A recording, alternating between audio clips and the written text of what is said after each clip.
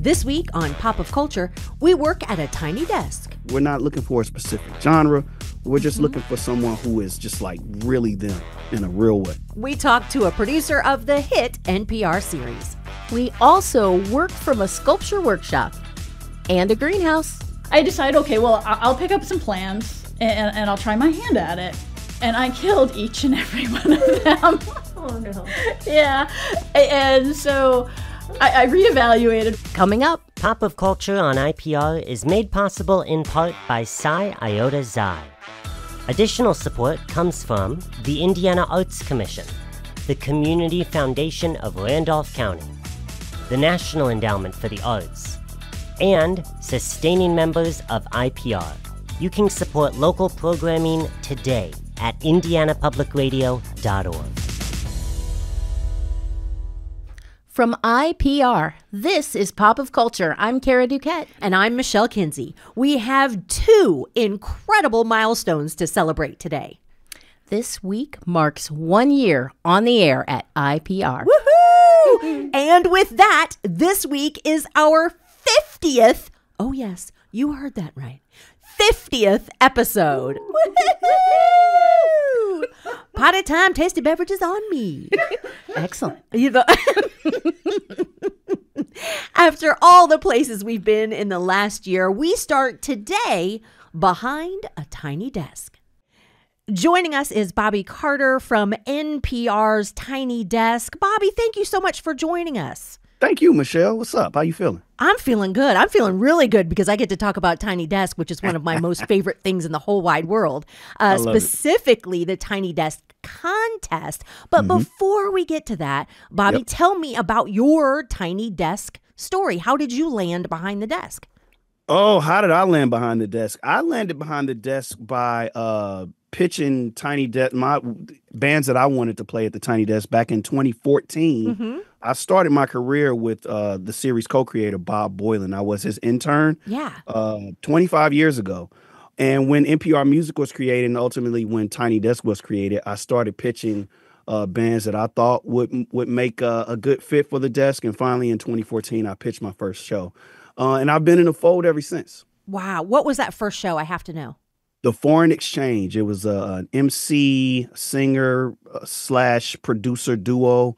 One of the first bands to ever create a full album virtually. This is back in, this is back in 2008, I believe. Oh, the olden days. The olden days. So yeah, they were really, really revolutionary in terms of how they created. And yeah, they made it to the desk. Those are good friends of mine. Nice. So what have been some of your favorite Tiny Desk concerts since then?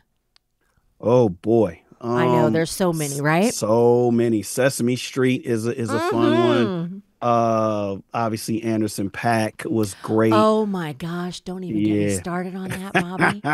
That is brilliant from start to finish. That's what turned me on to Anderson, and I'm a huge fan, following him ever since. Yeah, that was one of the I did that one not too long after the Foreign Exchange came, but there's so many, Michelle, so many. Our producers are just great at just discovering just talent that's out there but maybe untapped. Those are the ones that I'm most proud of, that sort of have a moment at the desk and sort of helps put fire under whatever they're doing. Yes, absolutely. And speaking of bringing attention to those who may not be getting the love they deserve, you created the Tiny Desk contest in 2014. For those who may be unfamiliar, tell us a little bit about how that came about and why that exists. Yeah, well, the contest came about because we get so many submissions. We get so many pitches from unsigned acts and signed acts alike to want to come and play the desk. Yeah. And unfortunately, we can't say yes to everything. We have to sometimes say no to artists that we like, that we really, really enjoy. Sure. So as our platform continued to grow and explode, the thought was to lend the platform to someone that no one has ever heard of, to a band that nobody's ever heard of. So to a band that's unsigned and help start a music career. And it was a fun way to get submissions from around the country and pick one, and the winner gets to play a real tiny desk. Yeah. And start a real career in music. So it's just a way to lend our platform to those acts that, people may not see or hear. Sure. Talk a little bit about how the contest has grown over the years, like your early years. How many submissions are we talking about? And I know that now we're talking about thousands, right? Thousands, literally thousands. So yeah, definitely the amount of entries has grown over the years, but also in the same way that the tiny desk has really evolved in terms of genre and walks of life and generation.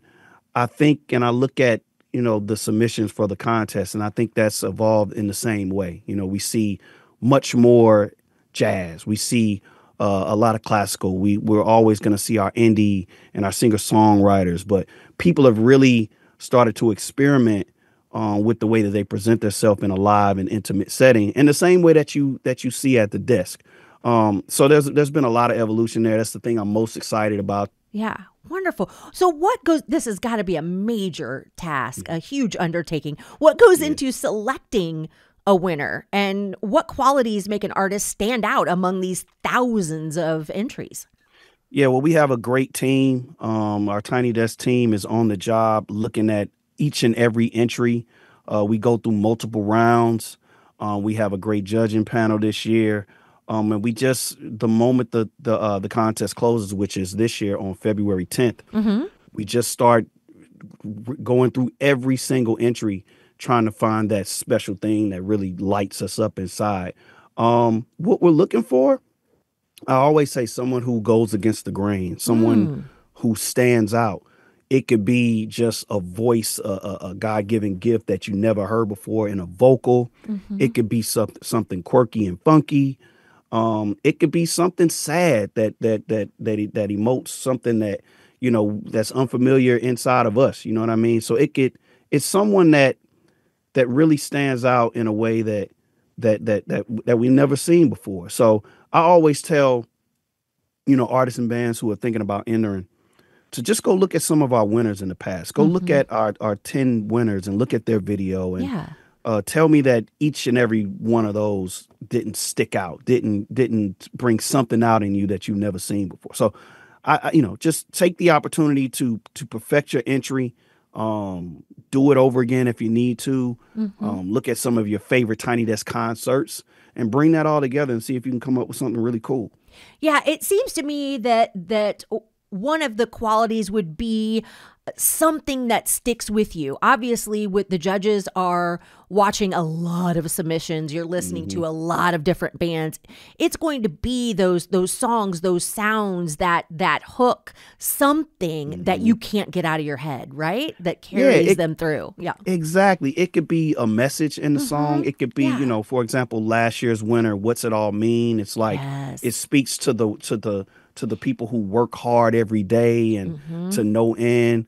When you look at Elisa Amador, who won a few years ago, it was just like an emotion inside that sweet voice and just her locking eyes with the audience. It could be something funky and so fun, like a Tank and the Bangers. I mean, it's just like there's so many angles that you could come from, but just whatever it is, be yourself. If you have a unique quality, like really lean into that and really, really push that forward, because we're not looking for a specific genre. We're just looking for someone who is just like really them in a real way. Yeah, and we want a lot of anybody that is listening to this podcast right now that is in a band or a musician. We want them to get involved. What would you say to them to give them that extra push to really get involved in Tiny Desk, whether it's this year or future years? It's for me, it's an opportunity to join a community. It's an opportunity to be fulfilled inside and just to say you did it, just to have the feeling like I really put myself out there. And listen, we've had people who submitted who didn't win, who eventually made their way to the desk and to perform at a Tiny Desk anyway. Yeah. We've had someone named by the name of Selena Moon, Grammy winner Sierra Farrell. She entered the contest a few years ago. Yeah, she's great. it just, it doesn't end with just winning. To me, it's a win if you put yourself out there, because I know it takes a lot for you to put your art out there and to, expose yourself like that. So just do it. That's right. Just do it. Well, thank you so much, Bobby, for taking the time to tell us about the contest. And we look forward to seeing who's going to come out on top this year. Michelle, thanks so much. My pleasure. Bobby Carter is producer for NPR's Tiny Desk Concert and a judge for the Tiny Desk Contest. Entries for that, by the way, are due Monday, February 10th.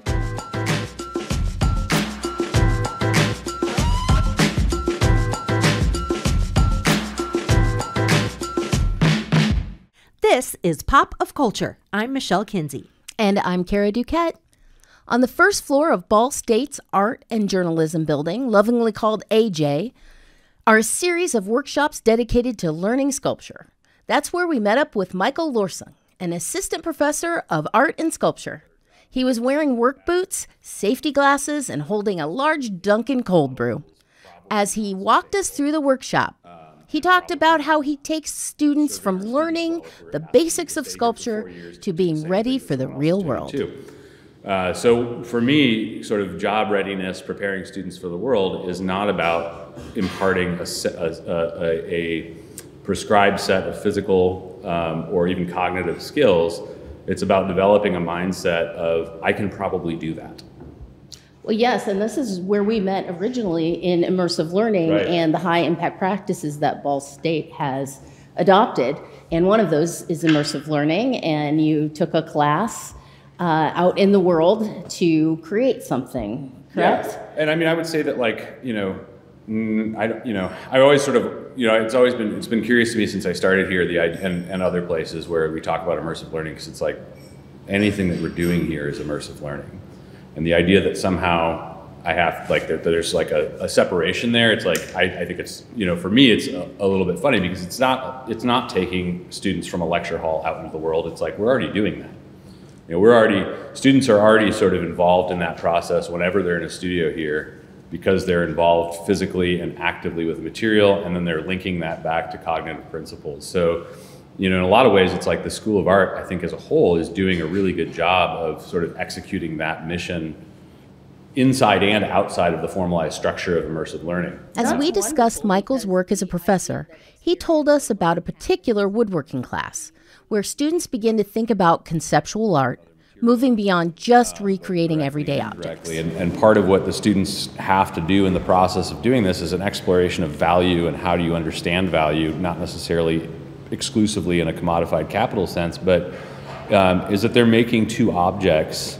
The objects are not sort of fixed forms, so they're not making a cup or an ashtray or a hat stand or a stool, but they are deriving their forms from an amalgamation of objects that they find interesting in the world, and then they're creating sort of a mashup of those things, and they're duplicating it. So they're learning how to sort of work from form, they're learning how to interpret form, and then through the process of all of this, I've asked them to think about, how do we understand value in objects? How do we establish value in objects that we don't understand, that are new to us?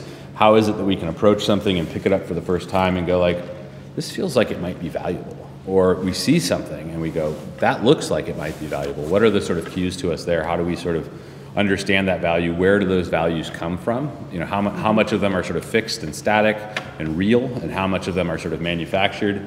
And then the final sort of the actual art of the work is that they have to sell one of those objects, and they have to sell it to someone under the auspices that they don't know what it is. And then they have to document what that person's interpretation of it is, why they're buying it, what they think it might be or might be for, where they think it might be from, and use that to sort of create a taxonomy of a mythology that surrounds this thing that they've created, that's now been basically generated by someone else's interpretation of it. That's a great point for us to go to the Greiner Gallery and look at your exhibit, you and Dwayne McDermott. Yeah. It's a lot of it is about conceptual art, yes? I mean, yeah, if you want to sort of like, if you want to locate it somewhere, probably. What's the name of the exhibit? Its object is Conceptual Workbook. And so, you know, we can talk more about it down there. Great, sounds great. The Ned and Gloria Greiner Art Gallery is open to the public on the first floor of Ball State's Art and Journalism Building. During our short walk, we learned that Michael is the only sculpture professor at the university. With that comes challenges, such as opening students to other viewpoints. But it also has benefits. He's able to work in the same space his students do. I came from an undergraduate program where my faculty mentors worked in the same space that we did. Mm-hmm. And I feel like it's a really important part of understanding and learning is not that like these objects, these things that I make appear as if by magic, but that my students see me doing the thing. They understand what a studio practice, a studio discipline looks like. I don't know how else you learn that. You learn it by doing it, and I guess that's really interesting. Do you feel like you're modeling a practice for them based on our conversation thus far? I mean, I'm modeling my practice. Right. And I'm always really careful to let them know that, like, you know, that is how I work. And you don't have to sort of take everything that I'm doing and go like, well, that's, you know, he's doing it this way. You know, he works, I work late. You know, I'll come in at 10 o'clock and I'll work till 4. The Greiner Gallery is 2 brilliantly lit rooms off of a busy food court with high ceilings and wood floors. It's an echoey space. The sculptures on the walls and on the floor are mostly recognizable objects. A tree stand, a record player, and at the entrance, a grouping of rolling suitcases. The artist tells us that's on purpose. And so a lot of this stuff is really, you know, one of the ways in which both of us work and have worked through this show is through sort of materials that have extensions beyond art. You know, there's ways to interpret the objects, the materials, the substance of what's here that is not predicated on your ability to understand brushstrokes in an oil painting or the way that bronze has been chased on a sculpture. And instead to go like, I know what a t-shirt is, I know what a suitcase is, I know what the back of a cereal box is, I understand packing blankets. And not everyone's gonna get all of it, right? You know, different people come to it with different parts of it. And these are sort of like nodes or points of engagement that allow people to sort of bring an outside life into these things, you know. Can you talk us through one of your pieces and some of the points of engagement that you saw when you were creating it? Yeah, sure. Let's walk over here, I guess. This is maybe a good place to start with this piece on the wall. And so this is all of the work in here is titled with the problem of. And you know, when we talk about problematics, we're oftentimes talking. It tends to have sort of a negative connotation. We're like, but problem, it's a problem. Or, solution. Right? What is it? What's the solution? We have to find a solution, right? Or that there's a line between those two things that we can draw, and if we just find that line, everything will be okay. But the reality is that, like most problems, are much more complex than that, and don't really lend themselves to those kinds of solutions. Basic math is one sort of exclusion, but the higher you go in the levels of math, the further abstract you get and the more sort of circuitous those routes become. So this is called the problem of image, and the sort of larger form is modeled after an emergency call box, which we actually have on this campus. It's a piece of institutional architecture that's not exclusive to this place. It exists all over the world, you know, in lots of different forms. And my interest in that form sort of came from just seeing them, and actually it's funny because I've seen them on our campus long before I got interested in them, and then I was on another campus where all of the boxes were painted this really bright yellow, and there was this blue light in them, and I was like, that's just gorgeous, like there's something really beautiful about that. Ours are like stainless steel, and they're not nearly as aesthetic in that way for me, but I got really enamored with the form, and oftentimes for me that's where work starts, is I get really interested in something visually, and my underlying assumption about sort of how we react to things that are visually stimulating, interesting, abhorrent, is that reaction is telling us that there is something there worth investigating that we should try to understand. And so I started going, well, what is this thing? What does a call box do? What's it for? You know, how does it function? You know, what is its place in the world? Why is it here? Why is it proliferated? Why does it exist as a multiple of itself all over the place? And, and they're really about, they have sort of layers of function and utility. And the thing that we think about is like, well, this is here to keep me safe. But does it? Well, not really. It's there to provide you with an avenue to potentially obtain safety in a dangerous situation. But it's no promise of safety. And in fact, it's actually telling you that you may be under threat. It's telling you that, hey, there's the possibility of danger here, so we've put this here for you to access. And even if you access it, and most people don't sort of go through this level of discourse with themselves, you may or may not get the response that you need in the time that you need.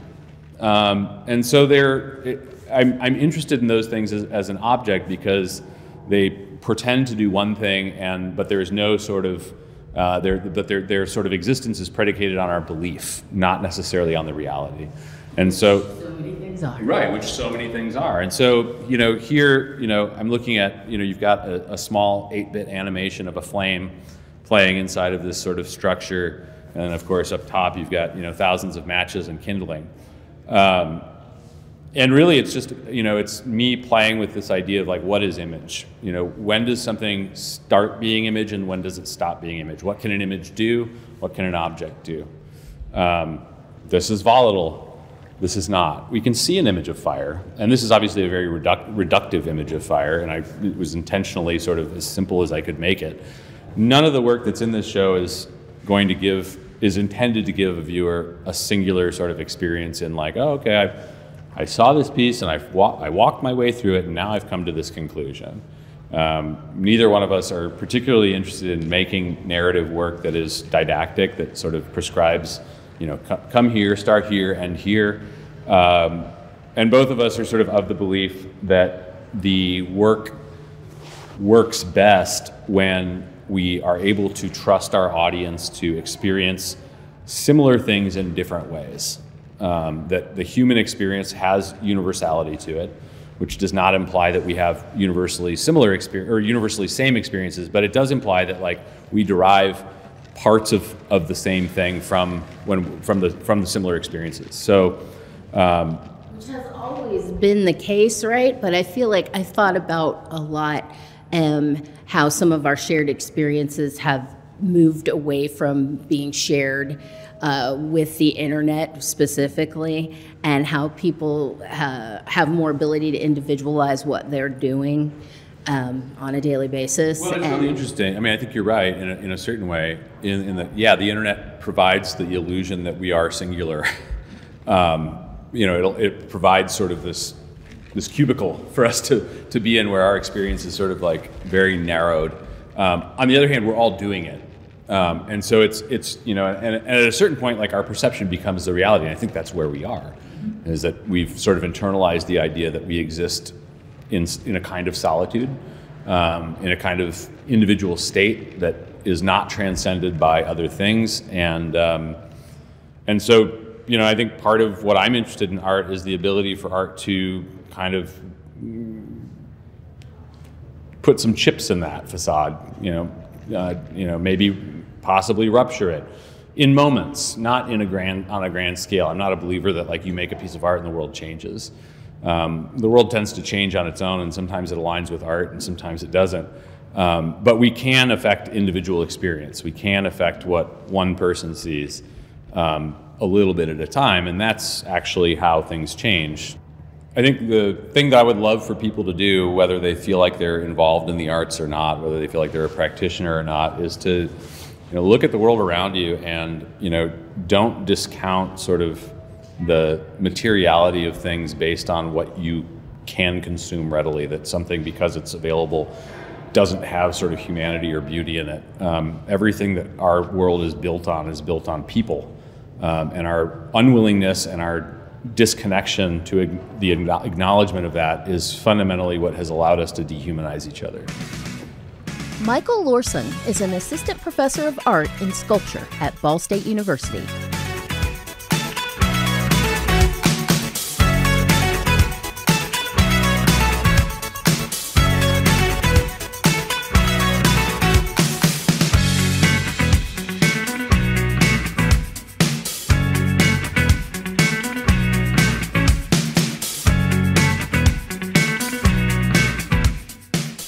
Maybe you've seen bonsai trees. Tiny trees only a couple of feet tall that look like miniatures of much bigger trees. In the movies, they're tended to by patient masters who prune one small bit at a time.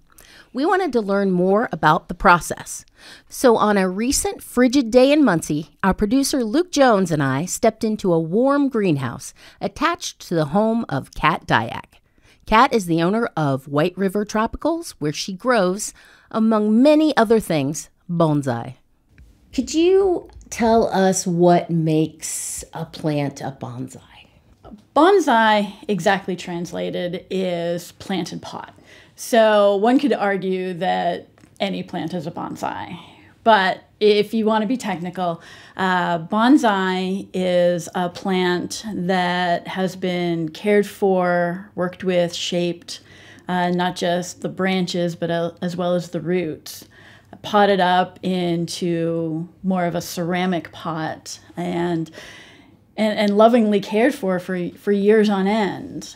People can start bonsai and have them for a few years, and there are bonsai that have been handed down through family members because they're so old. Wow. So is there an average lifespan of a bonsai? I wouldn't say there's an average lifespan. I would probably say that based on the life of the trees and the life of the care, that most bonsais are going to easily live for 50 to 100 years. Well, we are surrounded here by beautiful plants in Cat's greenhouse, and I see a large grouping of bonsai, and I was wondering if you could pick one of your favorites and kind of talk about it specifically and describe it for our audience. Oh, that's easy. My favorite bonsai is ficus. And ficus is more of a non-traditional style of bonsai. Original bonsai were made more from conifers, so things like junipers, spruce, those styles of plants. But ficus, for me, especially as a novice, even though I've been working with bonsai for about 4 to 5 years now, is a very forgiving plant, and it's a very fast-growing plant. So you have more of an opportunity to work with it. If you want more of that great interaction with your plant, you want to be able to do more with your plant, repot your plant more often, then the ficus is just the way to go. Well, okay, so there's this ficus that I'm looking at right now, and it looks like a tree outside. That's what I love about bonsai. It looks like this tiny little tree you would see outside, and you're talking about how it grows fast, the ficus in particular. How do you keep it so small? So it's all about pruning your plants. And bonsai, to me, is one step above horticulture. So in horticulture, you're pruning your plant back and you are still doing some shaping. But with bonsai, part of the point is to make your tree look like a miniature tree.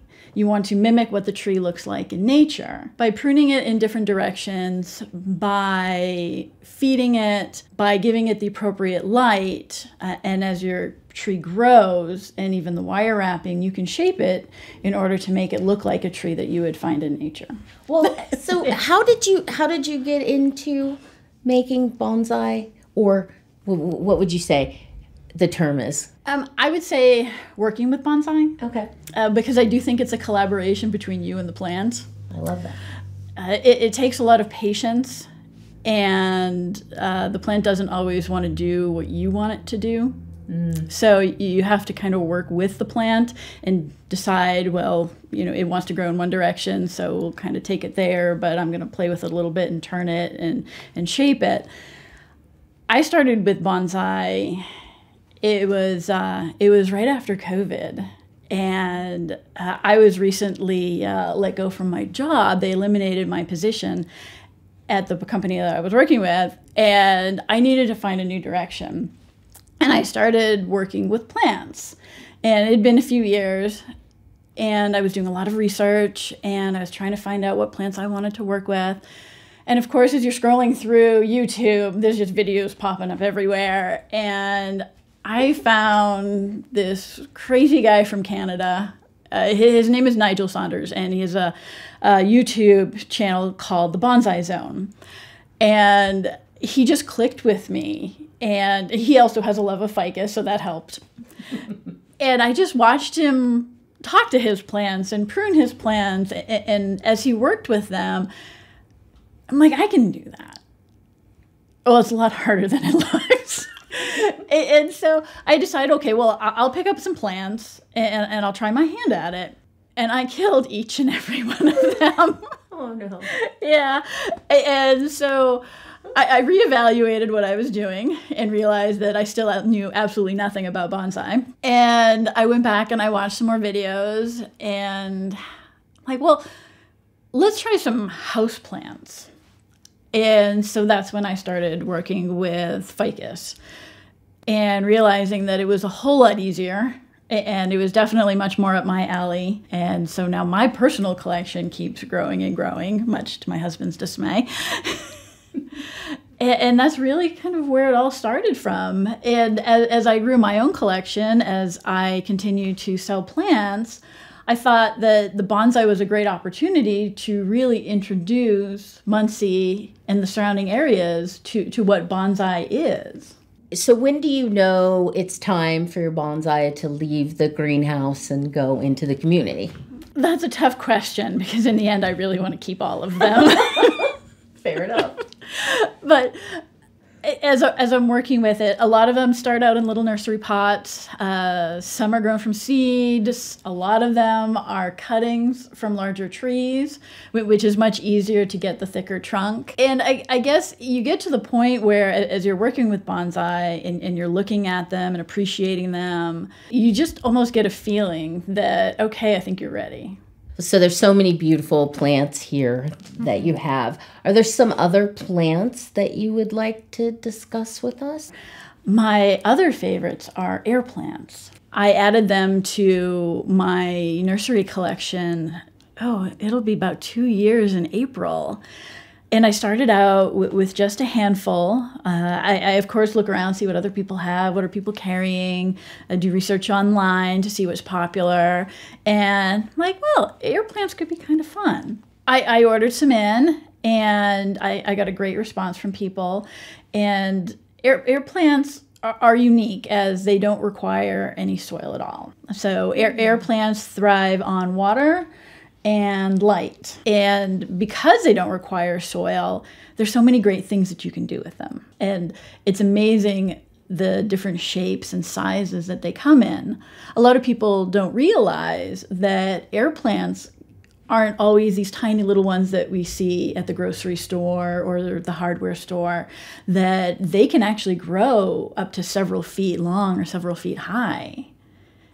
I did not know that. And there's no root system that need be in soil, but is there a root system? Some of them do have root systems. A lot of the larger ones do.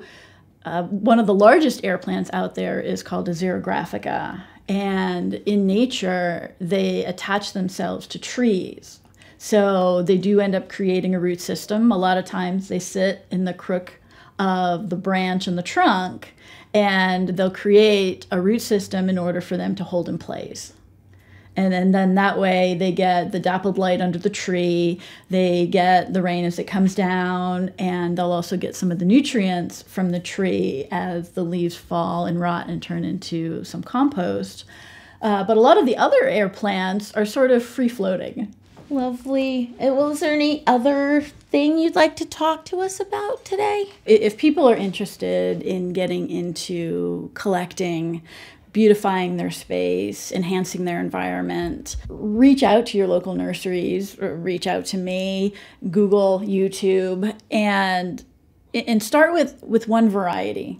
So many people jump in and they pick up like 10 plants, and then they all die because each one takes a different type of care. And as you learn, it's amazing to know that you're really not the one in charge.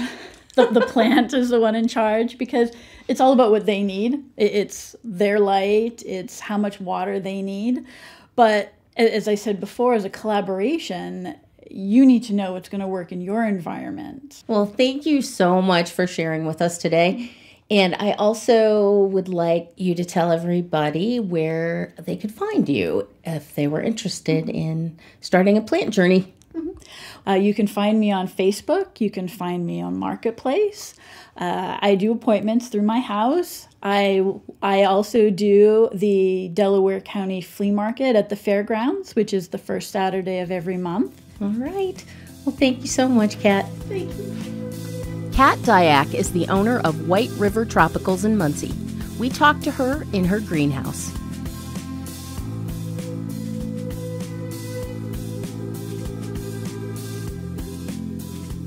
It's time to ask another artist, WAYWO, what are you working on?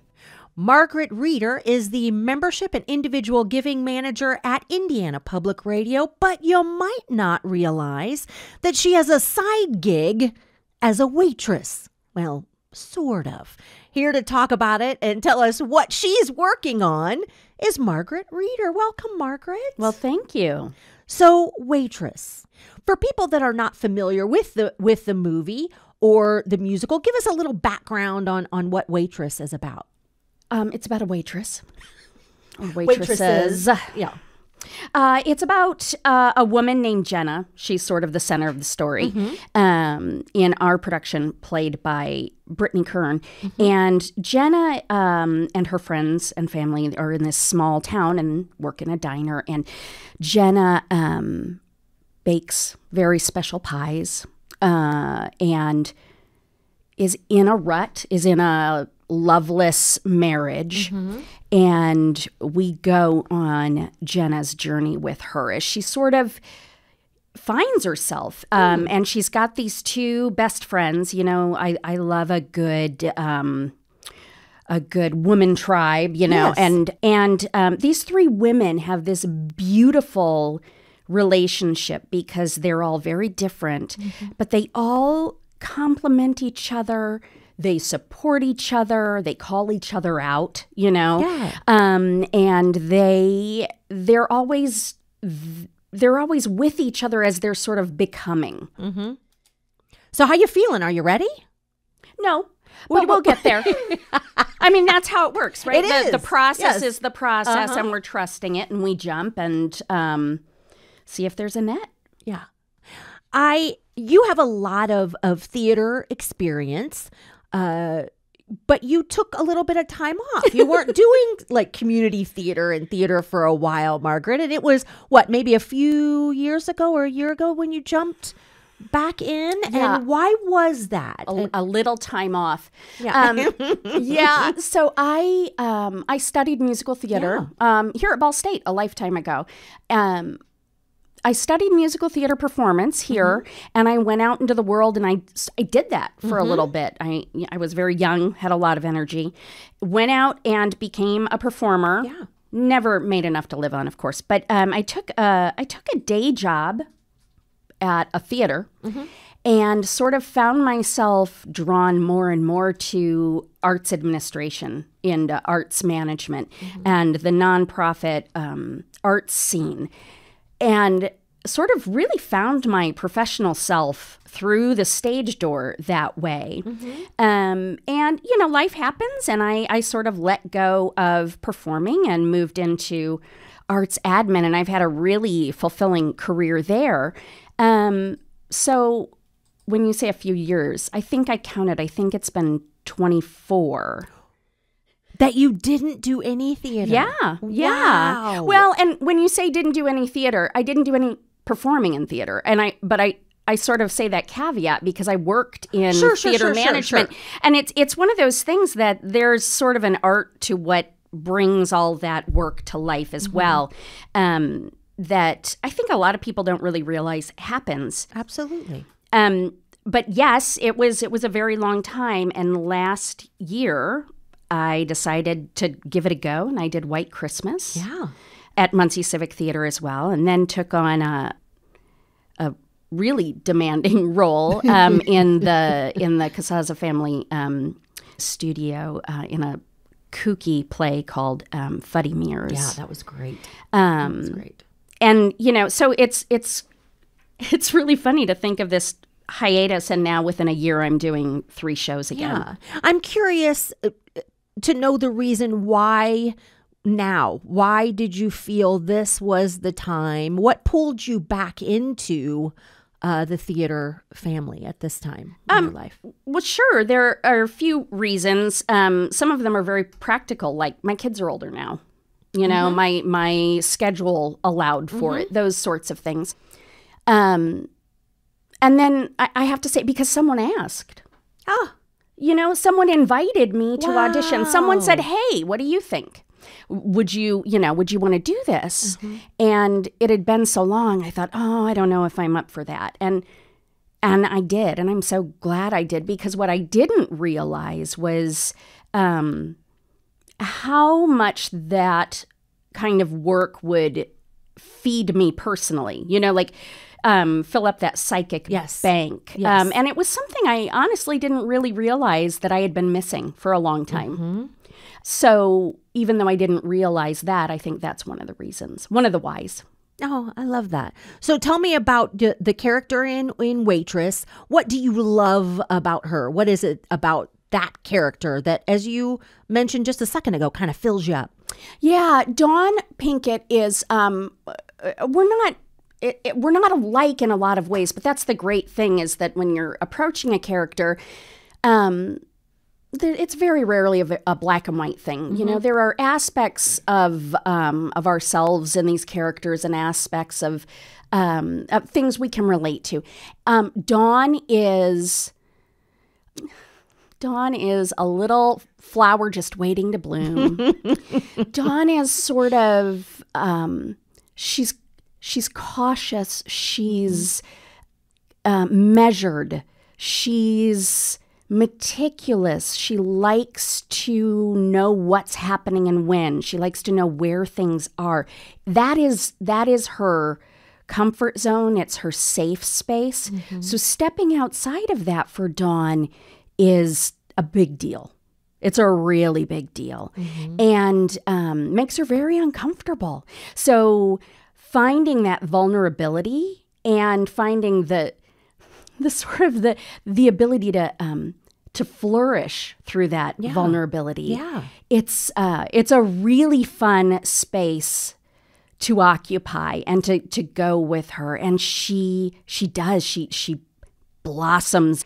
And she has these friends who, while they love her and accept her as she is, they also push her in healthy ways to sort of take a chance. Absolutely. I'm so glad you're taking a chance on theater again, local theater. Very excited to see you in this production. Where can people get more information about tickets and whatnot? Sure. Check it out at munciecivic.org. Tickets are available, all of the show times and dates, February 7th through 23rd. And we have a couple of special shows as well for different audience needs. There's a closed captioning performance. Great. There's an audio described performance. So all of that information is available on the website. Wonderful. Thanks so much, Margaret, for coming in and telling us what you are working on. Appreciate it. Thanks for having me. It's time for the Pop of Culture Arts Calendar. Kick us off, Kara. I sure will. Natasha, Pierre, and the Great Comet of 1812 opens Friday, February 7th at Ball States University Theater. Shows continue through February 14th. Natasha, Pierre, and the Great Comet of 1812 is a modern musical adaptation from a selection from Tolstoy's War and Peace, focusing on the romantic entanglements and personal struggles of its characters. Set against an eclectic blend of electro-pop, rock, and Russian folk music, it offers a kinetic, experimental take on Tolstoy's classic themes of love and destiny. Details at bsu.edu/theater. Ooh, that sounds so good. I'm going to that one. That sounds great. Opening Saturday, February 8th at Minnetrista Museum and Gardens is Clearly Indigenous, Native Visions Reimagined in Glass. The exhibit, on display through May 18th, examines how Native artists reinterpret cultural narratives and designs. The two-pronged exhibition focuses on how these artists have melded ancestral ways with new methods and materials, while also examining the historical narrative of how glass art came to Indian country. More than 100 glass art objects created by contemporary Native American and Indigenous Pacific Rim artists will be on display. Minnetrista.net has more info. That's going to be amazing Yes. as well. Ball State's Opera Theater program will have its 9th annual Opera Gala Saturday, February 8th at Sursa Performance Hall. The evening, now that's what I call opera. I love that. It's a pretty good title. Will feature School of Music faculty and students performing opera hits together. The music begins at 7:30 p.m. bsu.edu/theater is the place to go for more info. On display this month in Marion at the Kennedy Art Center is Making a Garden of Strange Fruit, featuring the work of Marion-born artist Samuel Levi Jones. His project is a site of remembrance and contemplation, acknowledging the 1930 lynching of James Cameron, Thomas Shipp, and Abraham S. Smith. KennedyArtCenter.com has more information. This weekend is your last chance to catch the Spring Short Plays series at Ball State. Directed by Ball State students, there are 3 plays to choose from through Saturday, February 8th. bsu.edu/theater has details. The Horizon Convention Center in downtown Muncie is hosting a winter carnival on Saturday, February 8th. Happening in the parking lot behind the convention center, the event will include, get this, Kara, ice skating, rides, games, a hot chocolate bar, what? And pics with a polar bear. Listen, I'm thinking it's not a real polar bear, although that would be awesome. But I think it's just someone dressed as a polar bear. The fun begins at 11 a.m. The exhibit 5 Days by Antonio McAfee opened this week at the Richmond Museum of Art. McAfee calls his exhibition a reflection on masculinity and male figures in my family. My father, son, biological grandfather, step-grandfather, and my transition into the patriarch in my family. 5 Days features personal photographs taken by his grandfather, the artist, found historical photographs, and abstract colorful patterns from personal artifacts. RichmondArtMuseum.org has more details. Awesome. If you have an event Pop of Culture listeners should know about, let us know at indianapublicradio.org/contact, then click Pop of Culture. Pop of Culture on IPR is made possible in part by Psi Iota Xi. Additional support comes from the Indiana Arts Commission, the Community Foundation of Randolph County, the National Endowment for the Arts, and sustaining members of IPR. You can support local programming today at indianapublicradio.org. And that's our show. This episode was produced by Luke Jones, who is now craving a piece of warm apple pie with a scoop of ice cream. With production assistance from Jack Ringenberg and a timely suggestion from Stephanie Weekman. Our show was hosted by me, Michelle Kinsey. And me, Kara DuQuette. Pop of Culture is a production of IPR on the campus of Ball State University.